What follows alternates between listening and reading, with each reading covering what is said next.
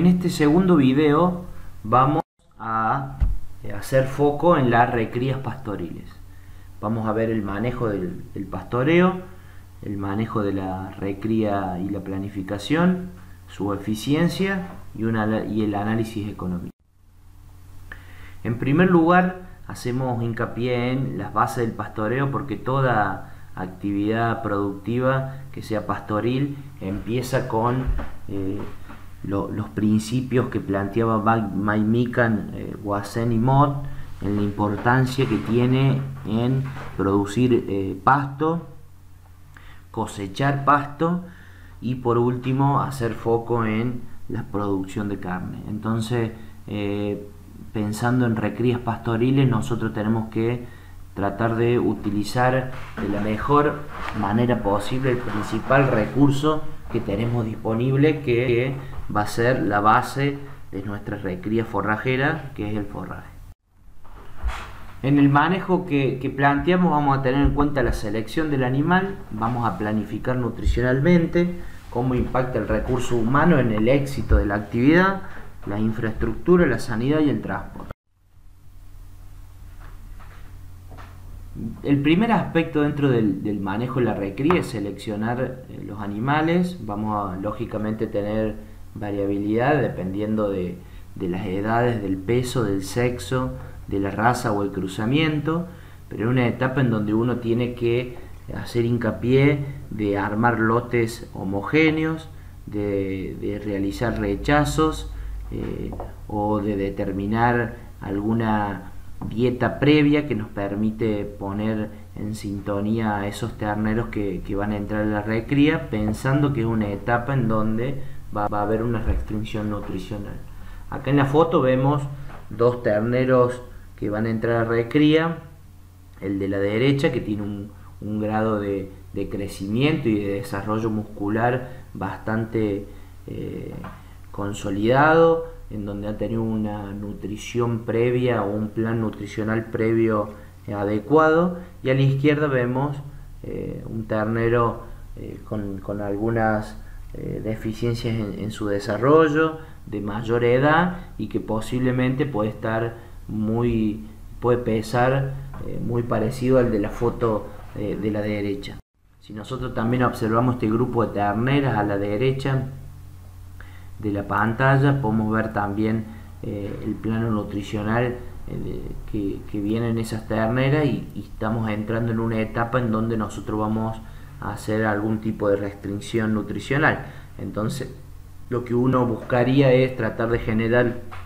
no solamente tropas homogéneas, sino con un buen estado corporal de los terneros, porque yo en el desarrollo de recría quiero que esas recrías sean eficientes y que tengan buenas ganancias de peso, y eso lo voy a poder lograr seleccionando un buen animal en el primer paso. Este trabajo de Aníbal Pordomingo de INTA Anguil nos muestra cómo un ternero a misma edad de destete pesaba 190 kilos versus 150 kilos, ¿sí? Misma edad, diferentes pesos. Esa mejora en el plan nutricional al momento del destete, si uno lo ve reflejado con las barras negras en lo que fue su desarrollo en la recría y en el engorde, vemos que ya los que venían mejor nutricionalmente desde el destete claramente se desarrollaron mucho mejor que los que pesaron 150 kilos. Y otra variable a tener en cuenta, que las dietas se evaluó diferente porcentaje de proteína bruta, en donde vemos 9, 13 y 18% de proteína bruta, y que independientemente hayamos mejorado la proteína bruta en la recría, traccionó mucho más la selección de un animal con buen índice de crecimiento al destete que la dieta posterior que se le dio de recría, ¿sí? Entonces ahí vemos el peso y la importancia que tiene a la hora de seleccionar con qué tipo de animales vamos a encarar la recría. Cuando hablamos de planificar el manejo nutricional, hablamos de primero conocer las diferentes cadenas forrajeras, y después poder hacer un balance forrajero anual. En primer lugar, acá vemos un ejemplo de pasturas megatérmicas, una cadena forrajera que está compuesta por pastura diferida, por buffalo grass y Gatton Panic, en donde sabemos que la variación de la calidad de esa pastura en el año es bastante marcada. En primer lugar, en invierno es típico ver en la zona donde se desarrollan este tipo de pasturas, con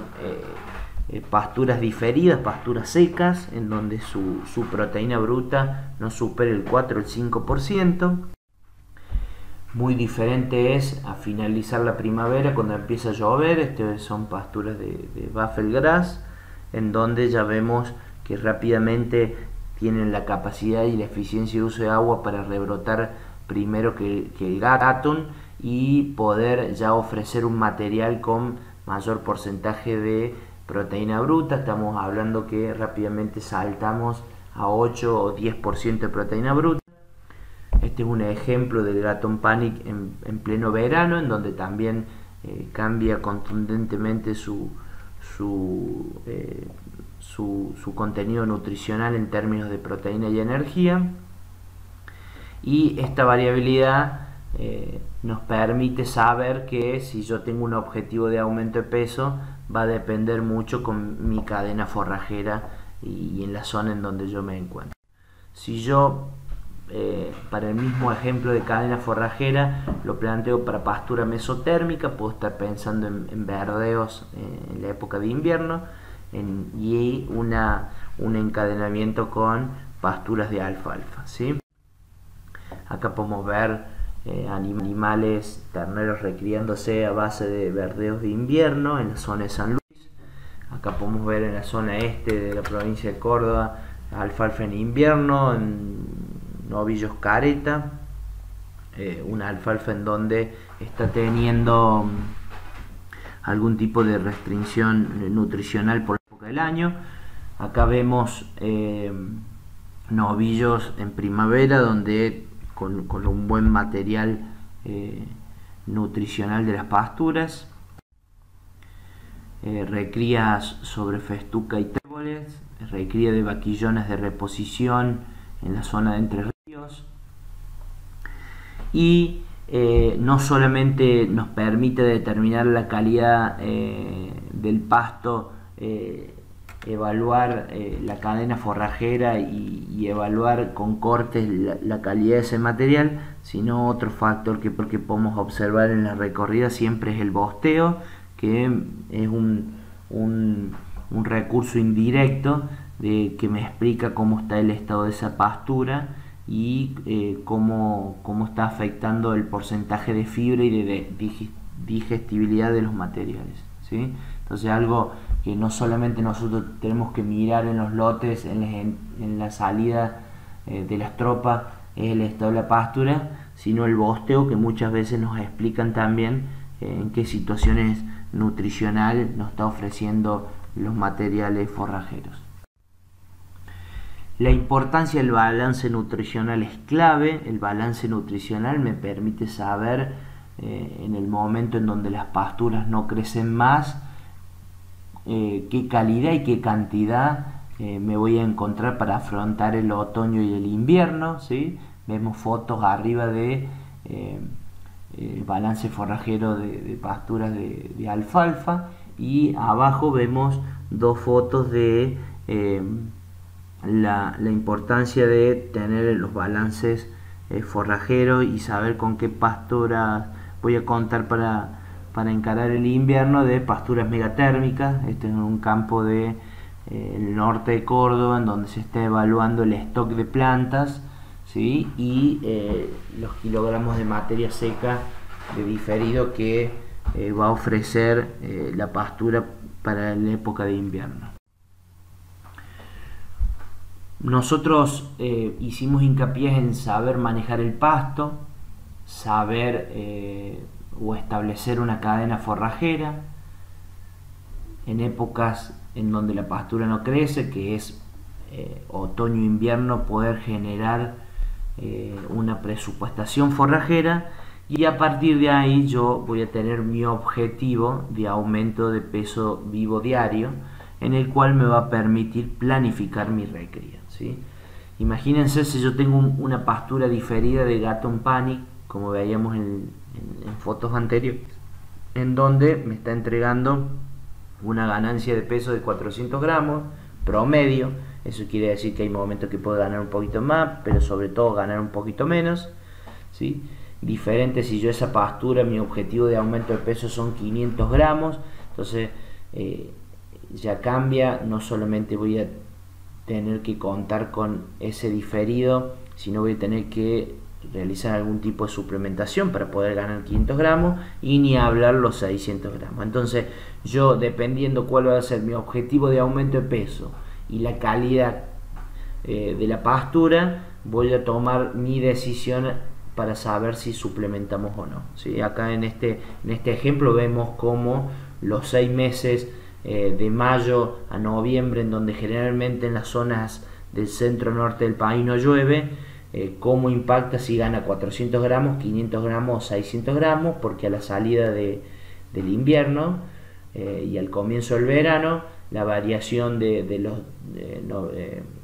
novillitos recriados van de 250 kilos a 294 kilos, casi 300 kilos, ¿sí? Y en el verano vemos como el promedio de ganancias aumenta 700 gramos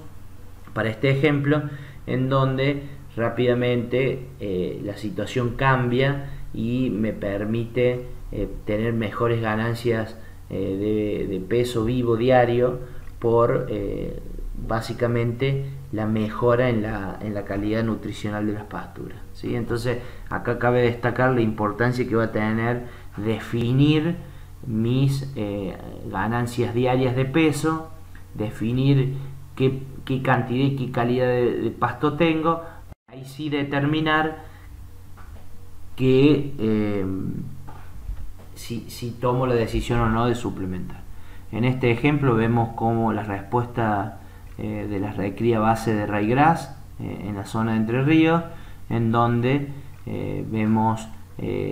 materiales, si ustedes ven la carga, en donde están siendo recriados con una alta carga de casi 10 cabezas por hectárea, ganando 600 gramos por día, produciendo alrededor de 500 kilos de carne por hectárea, ¿sí? Entonces eso me lo permite básicamente por la calidad de la pastura. Si vamos a suplementar, tenemos que saber estratégicamente hacer un análisis productivo de qué suplemento vamos a elegir, cómo va a ser la dinámica de esa suplementación y sobre todo un análisis económico para ver si nos conviene o no. En este caso es unas mediciones que realizamos en una empresa en donde se suplementó a base de Gatton Panic diferido el 0,7% del peso vivo de los novillitos recriándose. Esos novillitos entraron a fin de mayo con 200 kilos y salieron a mediados de noviembre con casi 300 kilos, con una ganancia de 500 kilos promedio, de los cuales esa ganancia de 500 kilos promedio fue gracias al suplemento, que en este caso era la burlanda seca, en donde de los 500 gramos por día que se ganaban, 200 los terminaba aportando la pastura y 300 lo terminaba aportando el suplemento. Entonces la importancia de suplementar para asegurar las ganancias que yo debo tener para la correcta recría, en este caso fue fundamental gracias a la suplementación estratégica. Acá vemos ejemplo de esa suplementación de los novillos y el aporte de energía y proteína que hace la burlanda seca en este caso. Un ejemplo, pero en otra zona, podemos ver el trabajo de Méndez y Seconi, en donde ellos plantean la suplementación de los verdeos de invierno en la cadena forrajera, que veíamos que las alfalfas se comían en primavera, pero en invierno se la cadena forrajera, básicamente el recurso principal eran los verdeos, en donde podemos ver que se producían 650 kilos de carne por hectárea, con una carga a razón de un poco más de 4 novillos por hectárea, novillitos por hectárea, y con una ganancia de 800 gramos por día. Cuando a esos verdeos de invierno, que aportaban mucha proteína y que eran de alta calidad, se los sueltó con silaje de maíz, lo que podemos observar que el complemento del verdeo, que aporta proteína y generalmente tiene mucho porcentaje de humedad, y la fibra más la energía que aportaban los silajes de maíz, se complementaron muy bien y pudieron aumentar en un 40% aproximadamente la producción de carne por hectárea, ¿sí? Entonces, otro ejemplo en donde la suplementación viene a mejorar los índices de la recría y sobre todo los aumentos de carga, que como consecuencia dan mejores producciones de carne por hectárea. El personal, la recría es una actividad en donde el personal es clave, porque tenemos que estar siguiendo las tropas y los animales para que puedan desarrollar bien su planificación nutricional, que nosotros hemos acordado como técnicos, pero a diferencia de la cría, son tareas mucho más puntuales y más simples, teniendo en cuenta que es más fácil el manejo cuando uno piensa que tiene menos categoría, maneja por ahí rodeos mucho más homogéneos, tienen diferentes requerimientos con un rodeo de cría, que tenemos, al tener más categorías, tenemos más requerimientos y más manejos específicos. Entonces la simplicidad para los recursos humanos de la empresa es mucho mejor, y eso, bueno, básicamente lo que va a lograr es que con un correcto manejo podemos mejorar los indicadores productivos, en este caso de la recría. Tenemos también, digamos, cabe mencionar la importancia de las buenas instalaciones, sobre todo para eficientizar los trabajos, teniendo en cuenta que el trabajo es mucho más simple, por lo que decíamos recién, y pues contamos con mucho menos requerimientos especiales a la hora de manejar las tropas. Con respecto a la sanidad, como veníamos mencionando, es de alto impacto a la hora de pensar en un sistema de recría, porque nosotros estamos sometiendo a una restricción alimenticia en donde la sanidad no nos puede fallar, porque ese animal rápidamente puede entrar en algún problema sanitario y podemos llegar a tener pérdidas. Como también lo remarcamos en los sistemas de cría, la sanidad es de alto impacto y de bajo costo, en donde lo que nos interesa es maximizar las medidas de sanidad, porque estamos en una etapa sensible para las tropas. El transporte, cuando uno piensa en el impacto que tiene el transporte, y si uno evalúa la compra y el traslado de esos animales recriados, ese impacto del flete puede ser doble, y en donde uno tiene que tratar de tenerlo en cuenta a la hora de hacer los números, sobre todo teniendo en cuenta que la recría, si son cortas y de pocos kilos, puede tener mucho más incidencia el flete, que teniendo en cuenta si licuamos esos costos de flete en ciclos en ciclos productivos que comprendan mayor cantidad de kilos. Para ir cerrando, vamos a tocar dos aspectos que ya son conocidos para ustedes. Uno es la eficiencia de stock, ¿sí?, con la cual producen estos sistemas de recría. Nosotros habíamos analizado que en la cría nosotros teníamos alrededor entre el 28 y el 34% de eficiencia de stock. Recuerden que la eficiencia de stock es la cantidad de kilos producidos a partir de los kilos mantenidos. Y si nosotros vemos acá rápidamente este ejemplo anualizado, en donde el animal entra con 170 kilos y sale con 320 kilos, y mantiene una sola categoría, que es la categoría de recría solamente, a diferencia de la cría que tenía muchas categorías, vemos que esa eficiencia es del 61%, o sea que nos quiere decir que de cada 100 kilos que yo mantengo, produzco 60. Entonces, si uno mira o compara la eficiencia de la cría y la recría, rápidamente nos damos cuenta que en la recría son niveles mucho mayores en términos de eficiencia, porque mantenemos mucho menos kilos en este ciclo. Pero si uno tiene un manejo tiene algunas debilidades en el manejo por caídas de aumento de peso, y yo digo que uno plantea una